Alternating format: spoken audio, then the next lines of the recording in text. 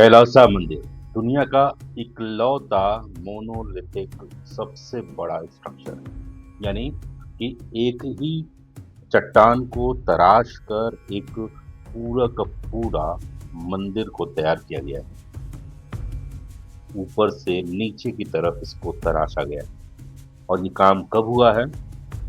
8वीं सदी में हुआ है।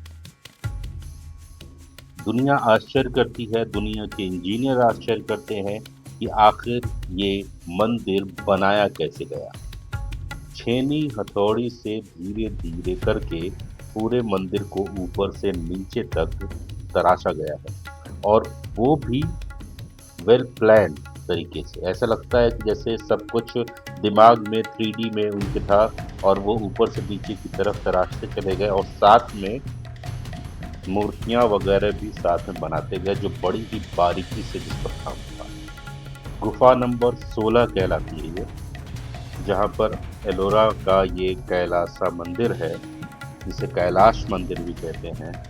और एकाश संरचना, हिंदी में कहें तो उसको एकाश संरचना कहते हैं। 300 फुट लंबा है, 175 फुट चौड़ा है, 100 फुट से भी ऊंची एक सीधी ढाल से इसे घेरा गया है।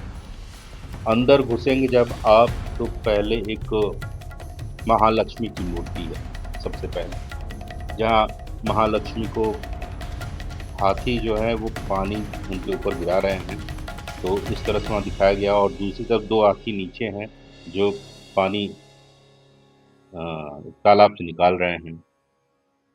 अंदर जाएंगे तो एक पतली सी सीढ़ी है और कहते हैं कि ये सीढ़ी चढ़ना मतलब स्वर्ग की सीढ़ी आप चढ़ रहे हैं। इस सीढ़ी से जाते हैं ऊपर और ऊपर जाते हैं मतलब करीब बेस से 7 मीटर ऊपर तक सब कुछ नीचे जो है सॉलिड है। बीच में एक पुल भी बना हुआ है और ये पुल भी बनाना मतलब उस समय में इस तरह का एक पुल डिजाइन करना और वो अभी तक उसी तरह से खड़ा है और उसमें कोई भी क्रैक भी नहीं है, एक अपने आप में ये भी एक मिसाल है। अंदर एक बहुत बड़ा शिवलिंग है और उसके बाद यहाँ पे कई सारी ऐसी संरचनाएं हैं जो आप देखेंगे तो बड़ी बारीकी से और एक कहानी कहती हुई हैं।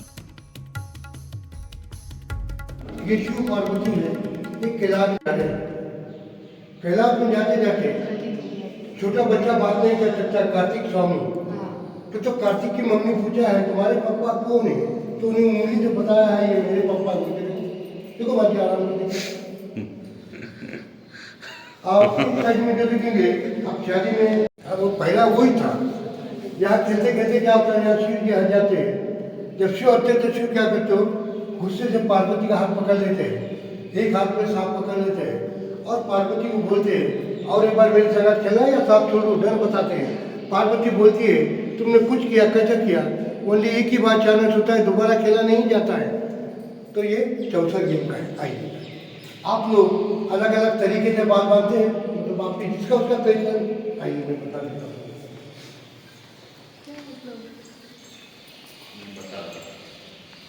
ये देखिए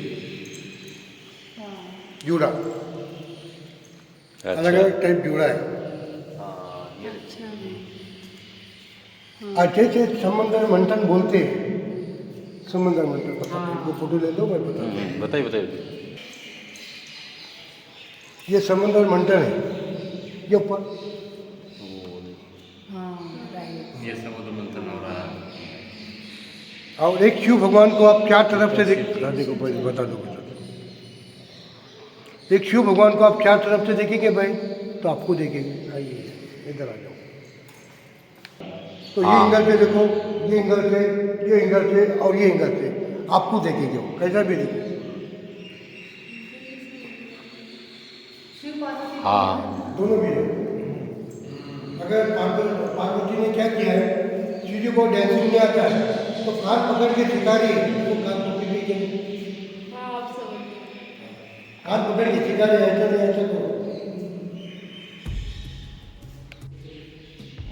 मंदिर के सामने जब आप देखेंगे तो जो आंगन है उसमें दो कीर्ति स्तंभ बने हुए हैं। दो स्तंभ हैं, पिलर्स हैं जो एक दोनों साइड बने हुए हैं और दोनों करीब-करीब एक जैसे हैं, जिनको कीर्ति स्तंभ कहा जाता था, यानी विजय स्तंभ की कहीं पे विजय मिली तो ये लगाया जाता था। ये करीब 45 फुट ऊँचे हैं और इनमें ऊपर जो है, जो शीर्ष भाग है, उसमें त्रिशूल लगा हुआ था पहले। वो त्रिशूल जो है अब टूट गया है। यानी कि ये पूरा का पूरा जो मंदिर है पूरी तरह से भगवान शिव को समर्पित है। दोनों साइड में 2 आंगन है, दोनों में मूर्तियाँ लगी हैं और पहली मूर्ति जो बड़ी-सी है वो आदम कद की करीब अ, हाथी की मूर्तियाँ हैं। टूटी हुई हैं फिलहाल, क्योंकि यहाँ पर भी मुगलों का हमला हुआ था, तो यहाँ पर भी बहुत सारी मूर्तियाँ टूटी हुई दिखेंगी। इसके अलावा मंदिर के ठीक पीछे 5 मंदिर हैं, उनमें से 3 मंदिर तीनों नदियों की मंदिर हैं, गंगा, यमुना और सरस्वती।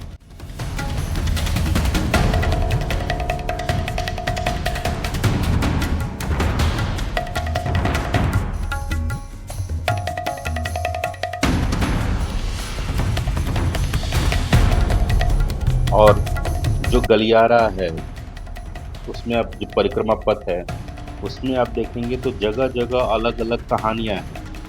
एक साइड में तो पूरी की पूरी रामायण को चित्रित किया गया है और उसमें जो मुख्य-मुख्य घटनाएँ हैं रामायण की, उसको दिखाया गया है और बड़े ही अच्छे तरीके से दिखाया गया है। मतलब उसको आप देखेंगे तो आपको स्वयं पता चल जाएगा कि ये रामायण की कथा है पूरी और कहीं-कहीं आपको रामायण की हर एक घटना से वो जुड़ती हुई दिखेंगी। ऐसे ही दूसरी साइड में महाभारत की कथा को पूरी तरह से दिखाया गया है। इसमें भी आप महाभारत की घटनाओं को जो कलाकृतियाँ हैं, जो चित्र हैं, उनसे आप कोरिलेट कर सकते हैं और देख सकते हैं कि वो कहानी इसमें बड़े अच्छी तरह से कही गई है। बात ये है कि कैलाश नाम क्यों पड़ा? तो कैलाश पर्वत से जुड़ा हुआ नाम क्यों है? तो एक मूर्ति इसमें दिखती है, जहाँ पे दिखाया गया है कि रावण जो है कई भुजाओं के साथ शिव जी के जो निवास स्थल है उसको हिला रहा है और रावण के बारे में कहा जाता है कि रावण ने कैलाश पर्वत को हिलाया था। तो वो हिलाते हुए दिखा रहे थे, इससे भी जोड़कर इस मंदिर का नाम जो है कैलासा मंदिर या कैलाश मंदिर जो है नाम रख दिया गया है। बताते हैं कि औरंगज़ेब ने यहाँ इस मंदिर को तोड़ने की कोशिश की। पहला तो बनाना जो है बहुत चुनौतीपूर्ण रहा होगा, वो एक आश्चर्य है। अब तोड़ना उसको, तोड़ना भी बड़ा ही मुश्किल था कि मतलब आप सोचिए कि औरंगज़ेब ने पता नहीं कितने मंदिरों को नष्ट किया, लेकिन यहाँ आकर वो फ़ेल हो गया।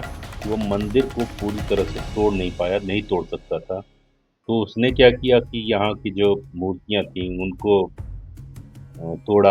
आप देखेंगे कई जगह मूर्तियाँ खंडित हैं और उसके बाद यहाँ पे जो भित्ति चित्र बने थे उनको ख़राब किया, उनको नष्ट किया उसने। तो ये चित्रकारियाँ वग़ैरह सब नष्ट करके और नक्काशियों को नुकसान पहुँचाकर इन्हीं सब से वो उसने संतुष्टि कर ली। हालाँकि जैन धर्म के लोगों ने भी गुफ़ा नंबर 30 में ऐसा ही एक मंदिर बनाने की कोशिश की थी, लेकिन वो कामयाब नहीं हो पाए। हालाँकि उन्होंने ये काम जो है बहुत छोटे पैमाने पर करने की कोशिश की, छोटा एक मंदिर बनाने की कोशिश की, लेकिन फिर भी कामयाब नहीं हो पाया। उसको छोटा कैलाश नाम रखा गया